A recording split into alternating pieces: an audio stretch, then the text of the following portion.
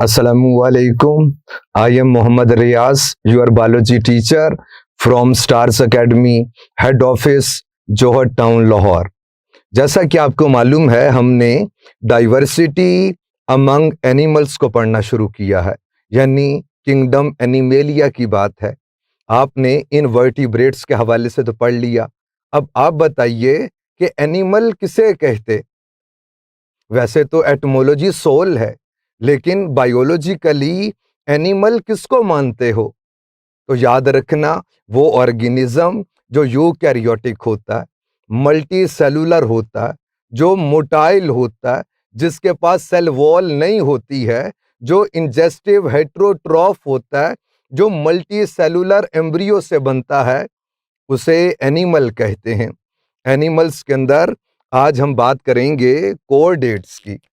प्यारे बच्चों, आप बता दीजिए ये कोऑर्डेट्स क्या होते हैं? तो नेम से इंडिकेट होता है कि ऐसे ऑर्गेनिज्म जिनके पास कोई कोड होती है, कोई रॉड लाइक स्ट्रक्चर है, इन्हें कोऑर्डेट्स कहते। हम कहते हैं कोऑर्डेट्स वो ऑर्गेनिज्म हैं जिनकी एम्ब्रियोनिक स्टेजेस के अंदर ये 3 स्ट्रक्चर्स आपको मस्ट मिलते हैं, लाजमी मिलेंगे। और प्यारे बच्चों, वो कौन है? नोटोकॉर्ड की बात होती है। नोटो बैग को कहते, कॉर्ड रोड को कहते। ये एंटेरिक केनाल और डोर्सल होलो नर्वस सिस्टम के बीच में एक रोड लाइक स्ट्रक्चर है, जो वैक्यूलेटेड सेल्स कंटेनिंग है, और उन वैक्यूल्स के अंदर प्रोटीन फिल्ड होती है। और बेसिकली ये एंडोस्केलेटन है, ये बॉडी को सपोर्ट करता है। तो ये पहला जो कंपोनेंट वो बता दिया कि कोऑर्डेट्स की एम्ब्रियोनिक स्टेजेस के अंदर आपको नोटोकॉर्ड मिलती है। बैक पे एक रॉड लाइक स्ट्रक्चर है, अनब्रोकन, सॉलिड फॉर्म में, कॉन्टिन्यूअस मैनर के अंदर। दूसरी बात, कोऑर्डेट्स वो होते हैं जिनकी एम्ब्रियोनिक स्टेजेस के अंदर आपको डोर्सल होलो नर्वस सिस्टम मिलता है। कोऑर्डेट्स वो होते हैं जिनके अंदर आपको गिल स्लिट्स मिलती हैं, फेरेंजियल पाउचेस बोल दीजिए। तो याद रखिए, ये पाउच फिश के अंदर, गिल्स के अंदर हो जाएगा चेंज, लेकिन ह्यूमन के हवाले से बात कीजिए तो यूस्टेकियन ट्यूब के अंदर चेंज हो जाएगा। फिर प्यारे बच्चों, एम्ब्रियोनिक स्टेजेस के अंदर जो फोर्थ कंपोनेंट्स आपको कोऑर्डेट्स के अंदर मिलता है, वो टेल भी मिलती है, यानी एनस के ऊपर एक लॉन्ग टेल मिलती है। एम्ब्रियोनिक स्टेजेस में ये 4 कंपोनेंट्स मस्ट मिलते हैं। तो कोऑर्डेट्स वो होते हैं जिनकी एम्ब्रियोनिक स्टेजेस के अंदर आपको नोटोकॉर्ड मिलती है, डोर्सल होलो नर्वस सिस्टम मिलता है, और गिल स्लिट्स की बात होती है, और फिर टेल की बात करते हैं। कोऑर्डेट्स के बेसिकली ग्रुप्स के हवाले से बात कीजिए तो हम कहते इनके 2 ग्रुप्स हैं। और प्यारे बच्चों, जो एक ग्रुप है उसे हम लोग बोलते हैं क्या? ए करेनिया। अब ए करेनिया क्या होता है? ए विदाउट को कहते, नेम से इंडिकेट होता है। करेनियम आपको मालूम, ब्रेन के अराउंड में जो बोनी स्ट्रक्चर होता है उसे करेनियम कहते। तो अगर करेनियम नहीं होगी तो उन्हें क्या कहते? ए करेनिया या ए क्रेनिएटा बोल दीजिए। और फिर प्यारे बच्चों, यानी ऐसे ऑर्गेनिज्म जिनके पास क्रेनियम नहीं होती है। और फिर इनकी फर्दर क्लासिफिकेशन है, हम कहते हैं ये फर्दर 2 टाइप्स के होते हैं। एक ग्रुप है इनका, उसे बोलते हैं क्या? यूरोकॉर्डेटा। यूरो की एटमोलॉजी टेल है, कॉर्ड रॉड को कहते हैं, यूरोकॉर्डेटा। और दूसरा जो ग्रुप है उसे हम कहते हैं सेफेलोकॉर्डेटा। अब इन दोनों के अंदर क्या फर्क है? तो याद रखिए, ये जो यूरोकॉर्डेटा है, इनकी एम्ब्रियोनिक स्टेजेस में बस आपको नोटोकॉर्ड मिलती है, अडल्ट स्टेजेस के अंदर आपको नहीं मिलती है। लेकिन सेफेलोकॉर्डेटा के हवाले से बात कीजिए तो थ्रू आउट लाइफ इनकी बॉडी में नोटोकॉर्ड रहेगी। यूरोटेल को कहते कि टेल के अंदर शायद मौजूद है। तो प्यारे बच्चों, बात इतनी सी है कि जिनकी एम्ब्रियोनिक स्टेजेस में नोटोकॉर्ड होती है वो क्या? यूरोकॉर्डेटा से बिलोंग करते। और जिनकी आफ्टर बर्थ भी और अडल्ट स्टेजेस के अंदर भी नोटोकॉर्ड रहे, वो सेफेलोकॉर्डेटा हैं। यूरोकॉर्डेटा की बॉडी के अराउंड में एक कवरिंग होती है, कवरिंग को ट्यूनिक कहते। ट्यूनिक की एटमोलॉजी ही क्या, कवरिंग को कहते, इसीलिए हम इन्हें बोलते हैं क्या, ट्यूनिकेट्स।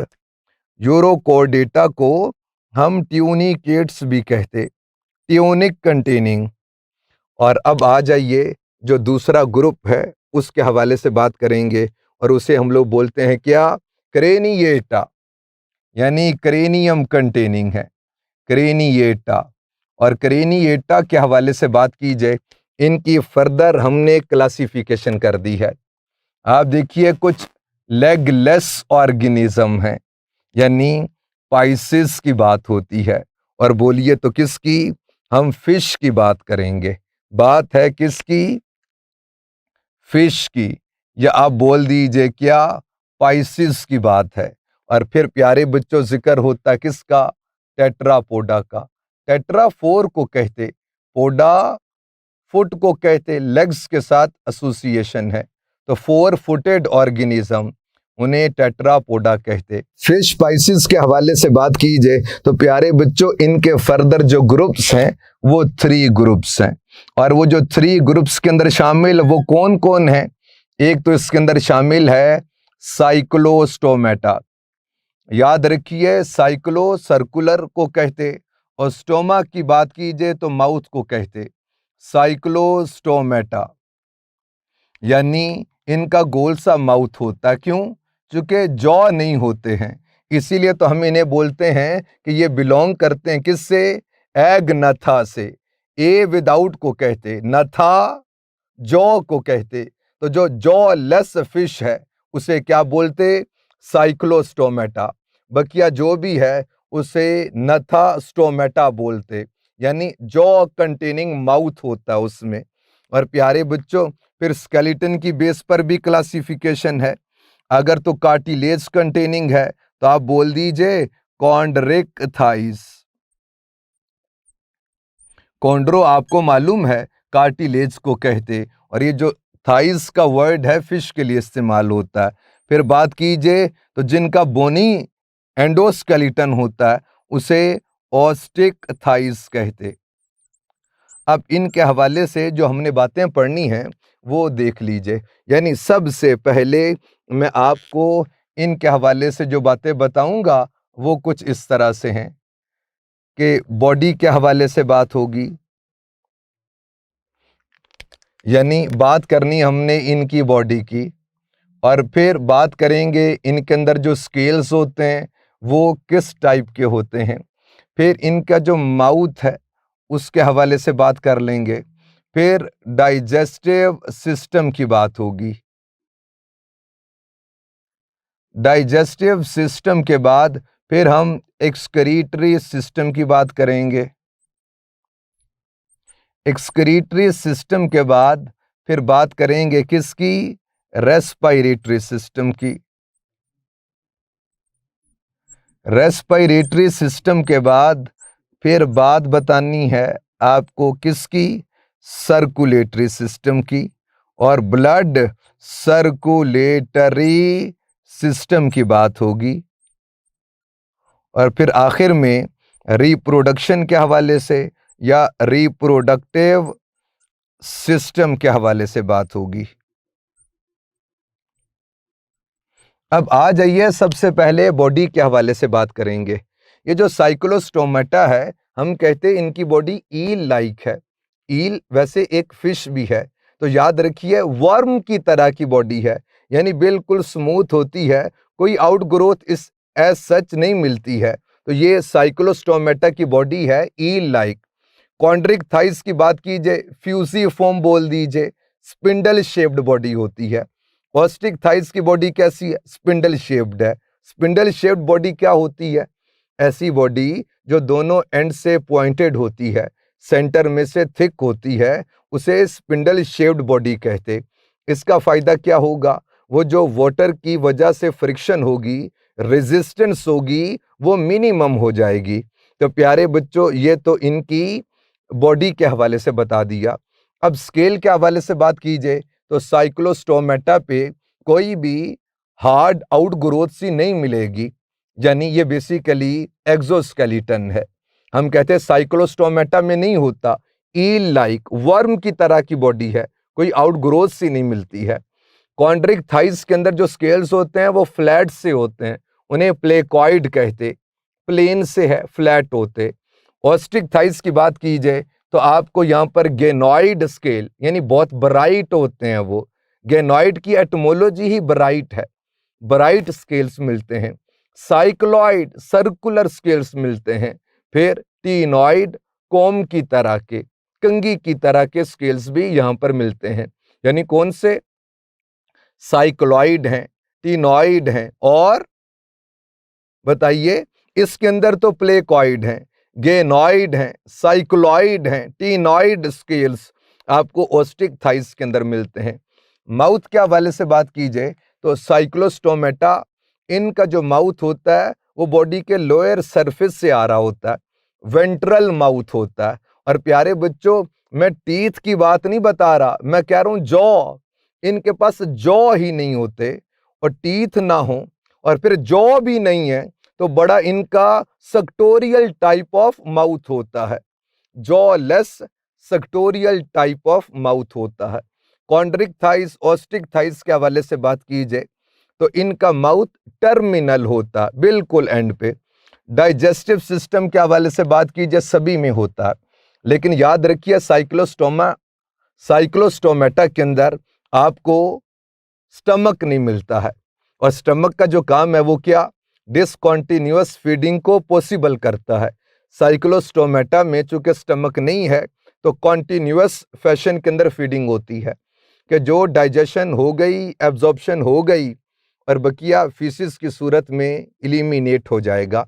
तो कॉन्टिन्यूअस फैशन के अंदर फीडिंग आपको मिलती है साइक्लोस्टोमेटा में।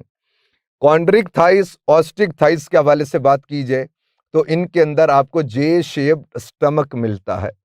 अब आइए एक्सक्रीटरी सिस्टम के हवाले से बात की जाए तो आपको यहाँ पर किडनीज मिल जाएंगी, और कुछ के अंदर वो सेगमेंटली अरेंज्ड होती हैं और कुछ में प्रॉपर विक ऑर्गन की सूरत में आपको किडनीज मिल जाएंगी। रेस्पिरेटरी सिस्टम के हवाले से बात की जाए तो प्यारे बच्चों, ये जो साइक्लोस्टोमेटा है इसमें हम कहते हैं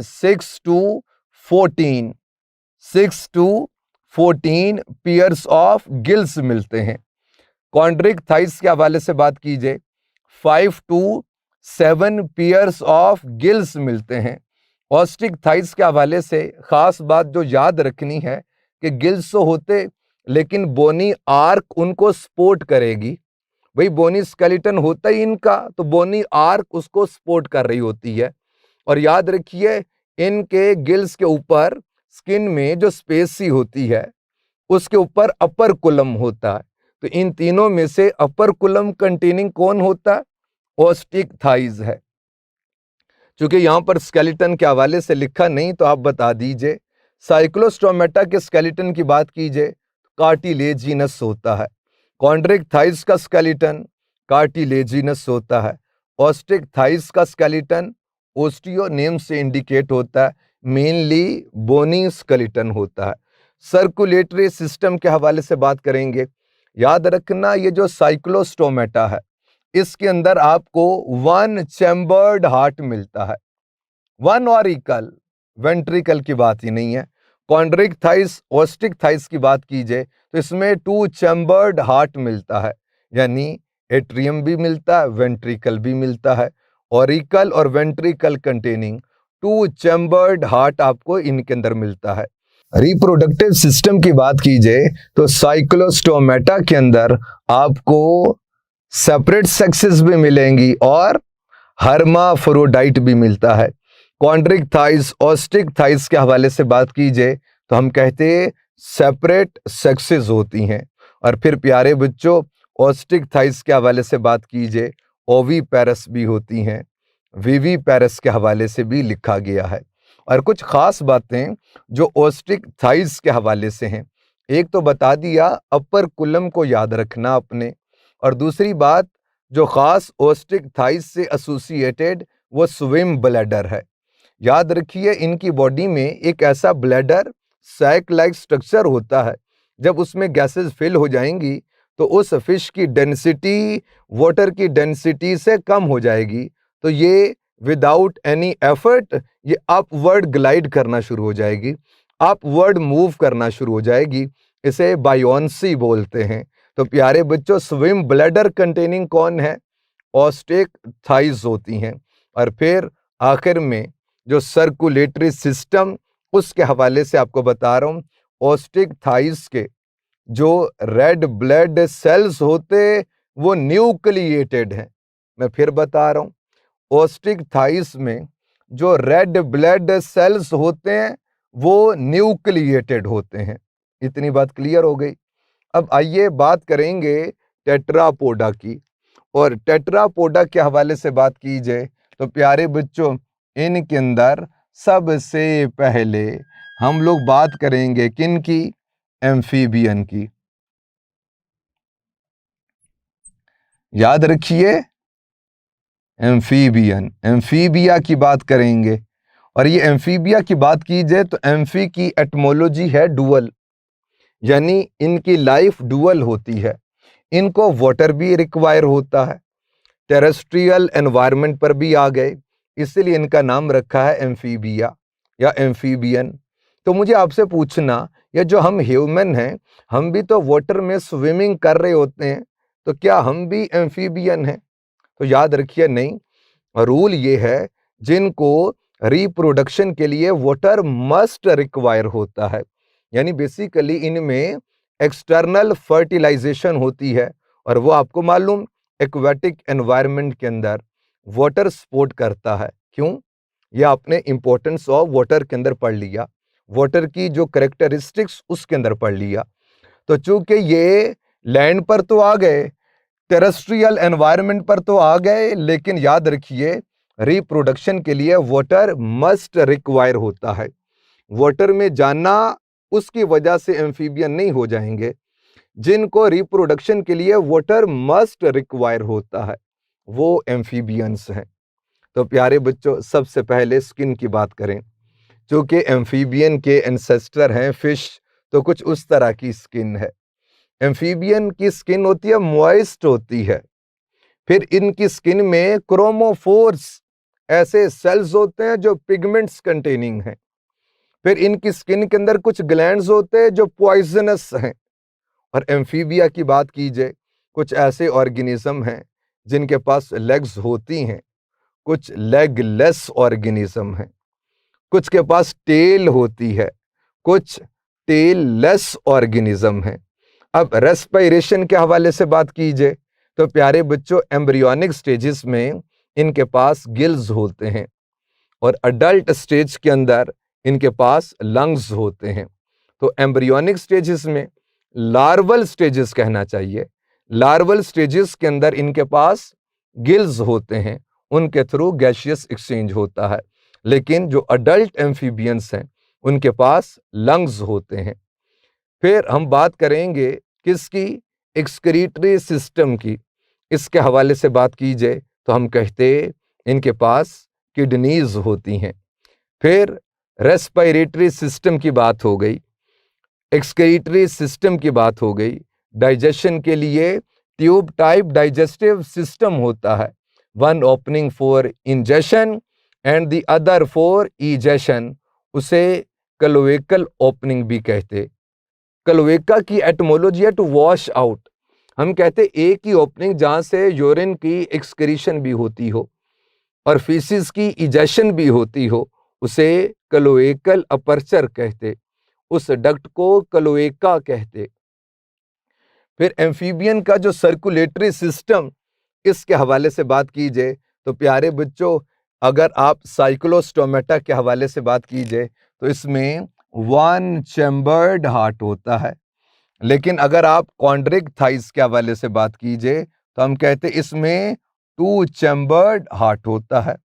ऑस्टिक थाइस के अंदर आप देखिए, इसके अंदर भी टू चैम्बर्ड हार्ट होता है। लेकिन अगर आप एम्फीबिया के हवाले से बात कीजिए तो इनका हार्ट बेसिकली थ्री चैम्बर्ड होता है, यानी टू ऑरिकल वन वेंट्रिकल होता है।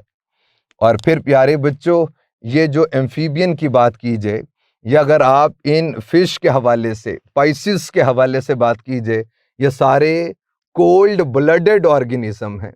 ये अपनी बॉडी के टेम्परेचर को मेंटेन नहीं कर सकते।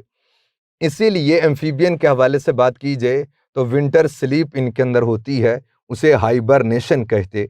हाइबरना की एटमोलॉजी ही विंटर है, तो जो विंटर स्लीप होती है उसे हाइबरनेशन कहते हैं। अब रिप्रोडक्शन के हवाले से बात कीजिए तो आपको बता दिया कि नेम से इंडिकेट होता है कि डुअल लाइफ है, यानी इनमें एक्सटर्नल फर्टिलाइजेशन होती है और फिर एक्सटर्नल एनवायरनमेंट के अंदर ही डेवलपमेंट होती है। अब नेक्स्ट जो ग्रुप है उसके हवाले से बात करेंगे और उस ग्रुप को कहते हैं क्या? रेप्टिलिया। याद रखिए, ये ऐसे ऑर्गेनिज्म जो टोटली टेरेस्ट्रियल एनवायरनमेंट पर आ गए, यानी इसका मतलब है अब इनमें एक्सटर्नल फर्टिलाइजेशन नहीं होगी। तो प्यारे बच्चों, फिर इनमें क्या होता है? हम कहते हैं इनमें कपुलेटरी ऑर्गन होता है, an organ that is used to transfer sperm in female reproductive tract is known as copulatory organ. तो some sort of copulatory organ आपको मिलता है किसमें? रेप्टिलिया में। और फिर इनके एग्स के हवाले से बात कीजिए, वो शेल्ड एग होता है, यानी इनका एम्ब्रियो शेल्ड एग के अंदर मौजूद होता है ताकि फ्रिक्शनल डैमेजेस ना हो सकें, ताकि लॉस ऑफ वाटर मिनिमाइज कर सकें। और फिर प्यारे बच्चों, लार्ज योकी एग होता है, यानी बेतहाशा यॉक कंटेनिंग है, चूंकि फूड तो उस यॉक से ही इसको मिलेगी। फिर अगर आप इसके जो हार्ट है, सर्कुलेटरी सिस्टम है, उसके हवाले से बात कीजिए तो प्यारे बच्चों हम कहते इसका हार्ट इनकम्प्लीटली पार्टीशन्ड, फोर चैम्बर्ड, यानी 2 एट्रियम तो होते हैं और 2 वेंट्रिकल जो है वो इनकम्प्लीटली पार्टीशन्ड है। लेकिन यहाँ पर इंपॉर्टेंट बात याद रखने की ये है कि क्रोकोडाइल के हवाले से बात की जाए तो उसका हार्ट कंप्लीटली 4 चैम्बर्ड होता है और वो बिलोंग करता है किससे? रेप्टिलिया से। लेकिन अगर आप हार्ट के हवाले से बात कीजिए तो हम कहते बेसिकली ये 4 चैम्बर्ड तो है, लेकिन फुल प्रोटोकॉल के साथ नहीं कहेंगे, क्योंकि वेंट्रिकल इनकम्प्लीटली पार्टीशन्ड होता है। लेकिन क्रोकोडाइल के हवाले से बात कीजिए, ये एक ऐसा ऑर्गेनिज्म, इसका हार्ट एक ऐसा रेप्टाइल जो कंप्लीटली 4 चैम्बर्ड हार्ट रखता है। रेप्टिलिया के हवाले से ये बातें थी। स्किन के हवाले से बात कीजिए, बेतहाशा ड्राई होती है, ड्राई एनवायरनमेंट के अंदर है, तो उस एनवायरनमेंट के अंदर अपने आप को स्टेबलाइज करने की खातिर इनकी स्किन ड्राई होती है। तो प्यारे बच्चों, ये तो रेप्टिलिया के हवाले से बात थी। रिप्रोडक्शन के हवाले से बता दिया, इंटरनल फर्टिलाइजेशन होती है और एम्ब्रियो वो शेल्ड एग में ले करेंगे और फिर remaining developmental processes outside the body होते हैं, इन्हें ओवीपेरस कहते हैं। इसके बाद फिर प्यारे बच्चों हम बात करेंगे किसकी? बर्ड्स की। और बर्ड्स की आपको मालूम खास बात यह है कि ये फ्लाई करते हैं, फ्लाइट होती है इनके अंदर। अब सबसे पहले जो बर्ड्स की बातें हैं वो सुन लीजिए। हम कहते हैं इनकी बॉडी होती है स्ट्रीमलाइंड, यानी कुछ स्पिंडल शेप्ड, यानी दोनों एंड से पॉइंटेड होते हैं, सेंटर में से थिक होते हैं। एरोप्लेन की तरह की इनकी बॉडी होती है, बल्कि एरोप्लेन इसकी बॉडी को देखकर बनाया गया ताकि एयर की जो रेजिस्टेंस है वो मिनिमम हो जाए। एक तो ये बात आपने रखनी है याद। फिर बॉडी पार्ट्स के हवाले से बात कीजिए, हेड मिलता है, नेक मिलती है, फिर ट्रंक और टेल मिलती है। रेप्टिलिया के हवाले से एक बात जो रह गई बहुत इंपॉर्टेंट, और वो क्या? सबसे पहले जो सर्वाइकल वर्टिब्री हैं वो किन के अंदर आती हैं? रेप्टिलिया के अंदर। और इसकी वजह से यानी एटलस एक्सिस वो किन के अंदर मौजूद है? रेप्टिलिया के अंदर। इससे प्यारे बच्चों क्या होता है? Freedom of movement of head होती है, तो याद रखिए, यानी ये साइक्लोस्टोमेटा या पाइसेस के हवाले से बात कीजिए, इनसे बेहतर आपको स्केलेटन मिलेगा एम्फीबिया का, लेकिन एम्फीबिया से बहुत बेहतर स्केलेटन आपको रेप्टिलिया का मिलेगा। हाईली ओसिफाइड होता है, बोनीफाइड होता है, काफी रिजिड होता है, इसीलिए तो आज तक इनके फॉसिल्स मिलते हैं। और फिर प्यारे बच्चों, सर्वाइकल वर्टिब्री आने की वजह से हम कहते हैं इनकी नेक मूवमेंट, हेड मूवमेंट वो इजीली होना शुरू हो गई। अब बर्ड्स के हवाले से बात आपको बता रहा हूं, स्ट्रीम लाइंड बॉडी होती है। बॉडी के पार्ट्स के हवाले से बात कीजिए, हेड है, नेक है, ट्रंक है, टेल होती है। फिर प्यारे बच्चों, 4 लिम्स की मॉडिफिकेशन हो गई, किसमें? विंग्स के अंदर। फिर इनके एक्सोस्केलेटन के अंदर फेदर्स भी हो। अब डाइजेस्टिव सिस्टम के हवाले से बात करेंगे तो प्यारे बच्चों याद रखिए, इनके पास चूंकि टीथ तो नहीं होते, तो जो जॉ है उनकी मॉडिफिकेशन हो चुकी है, किसमें? बीक के अंदर। तो प्यारे बच्चों, क्रशिंग के लिए इनके पास एक हाईली मस्कुलर स्ट्रक्चर होता है, उसे गिजर्ड बोलते हैं। और एक्सक्रीटरी सिस्टम के हवाले से बात कीजिए, किडनीज होती हैं। ये बर्ड्स की बातें हो रही हैं सारी। रेस्पिरेटरी सिस्टम के हवाले से बात कीजिए, इनके पास लंग्स हैं। फिर ईयर सैक्स होते हैं जो बोन्स के अंदर तक मौजूद होते हैं, ताकि ये लाइट इन वेट रहें और फ्लाई करने के अंदर इनको आसानी रहे। लेकिन यहाँ पर यह बात भी आपने याद रखनी है कि इनके अंदर जो ऑर्गन ऑफ वॉइस होता है उसे सेरिंग्स कहते। सेरिंग्स की एटमोलॉजी बांसुरी है, तो बांसुरी की तरह की। और प्यारे बच्चों, वैसे ह्यूमन के हवाले से बात कीजिए तो at the top of trachea आपको वॉइस बॉक्स मिलता है, लेकिन यहाँ पर एट द बॉटम मिलता है। वाइब्रेशन बहुत ज़्यादा स्पीडीली होती है और इसीलिए बहुत हाई पिच होती है। तो सिरिंग्स इनके पास ऑर्गन ऑफ वॉइस होता है, इसको याद रखना। अब अगर आप सर्कुलेटरी सिस्टम के हवाले से बात कीजिए तो हम कहते हैं इनका हार्ट कंप्लीटली 4 चैम्बर्ड होता है।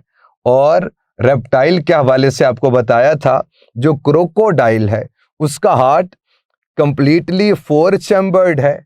बर्ड्स के भी हार्ट के हवाले से बात कीजिए, ये भी कंप्लीटली 4 चैम्बर्ड हार्ट होता है।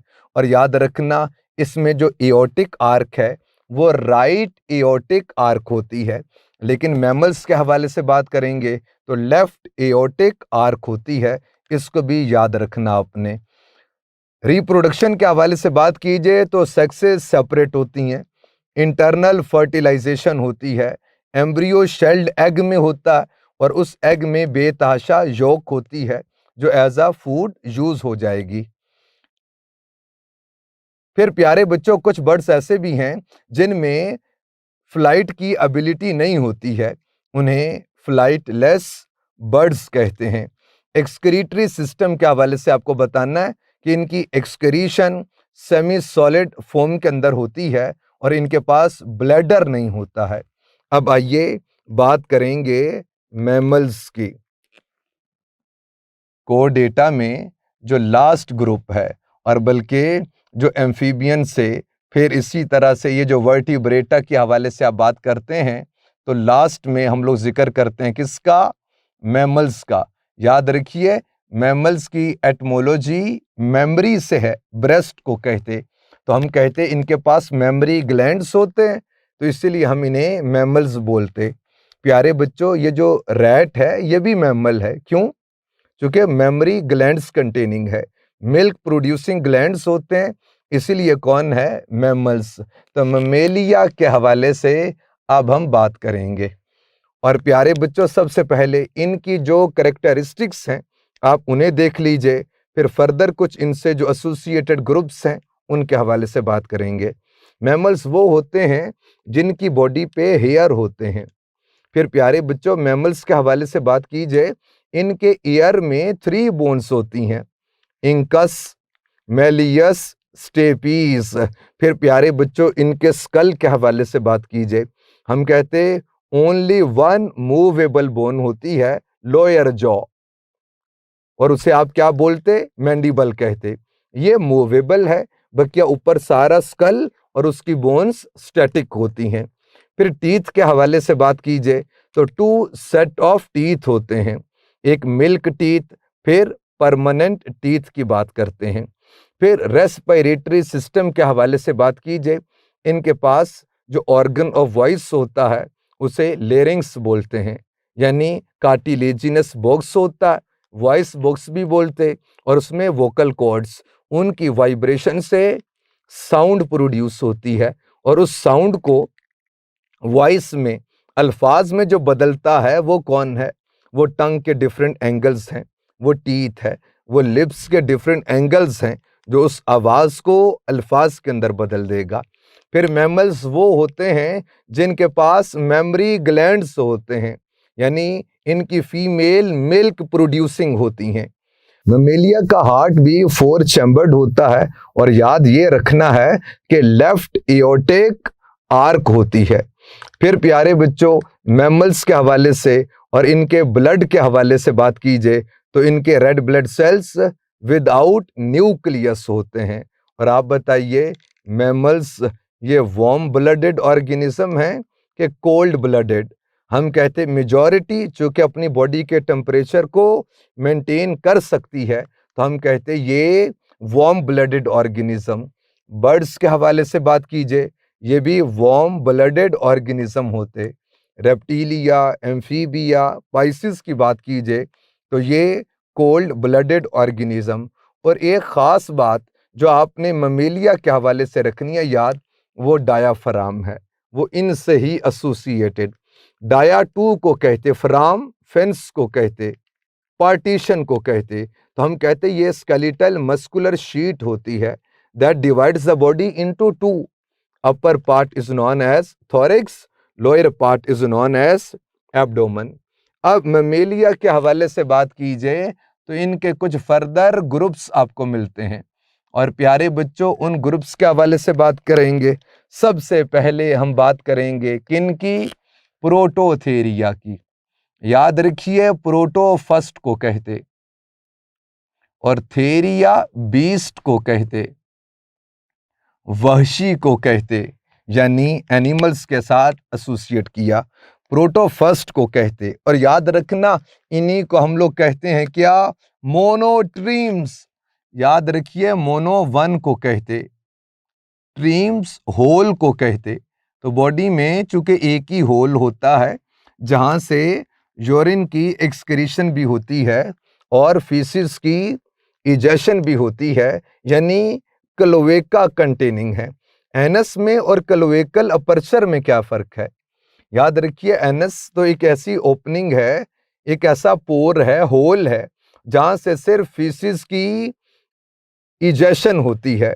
लेकिन क्लोएकल अपर्चर की बात कीजिए तो ये एक ऐसी ओपनिंग है, होल है, जहां से यूरिन की एक्सक्रीशन भी होती है और फीसिस की इजेशन भी होती है। तो इसीलिए तो इन्हें कहते हैं क्या? मोनोट्रीम्स। और याद रखिए, इनमें कुछ रेप्टाइल की तरह की बातें हैं।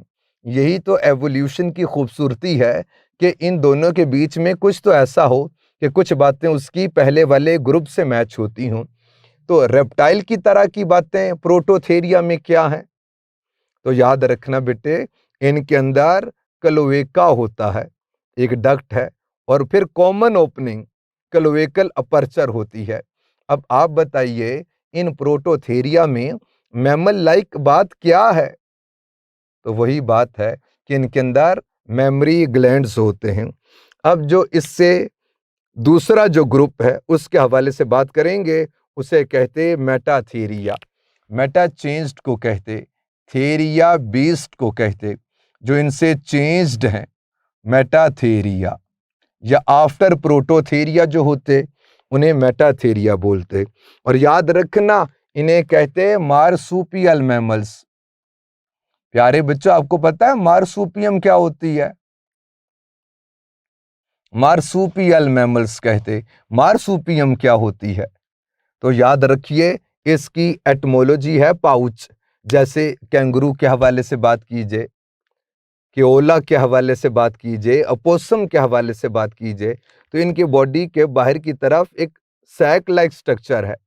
पाउच होती है उसे मार्सूपियम कहते। तो प्यारे बच्चों, इनके यहाँ बेबी की जब बर्थ होती है, क्योंकि बहुत वीक होता है, तो वो बेबी इस मार्सूपियम के अंदर, इस पाउच के अंदर आ जाएगा, और इस पाउच के अंदर जो मौजूद निपल्स हैं वहाँ से इसकी ब्रेस्ट फीडिंग होती रहेगी, और फिर ये यंग होकर, बड़ा होकर, फिर ये जो भी इसके मन की बातें हैं ये वो करेगा, जो भी इसका बिहेवियर है वो फिर करता रहेगा। इसके बाद हम जो लास्ट ग्रुप है उसके हवाले से बात करेंगे, और वो मैं भी हूँ, वो आप भी हैं। यानी बात होगी किसकी? यूथ एरिया की। यू बोलिए तो क्या? ट्रू को कहते, हम कहते गुड को कहते, अच्छे को कहते। हम अच्छे ही होते हैं बेटे।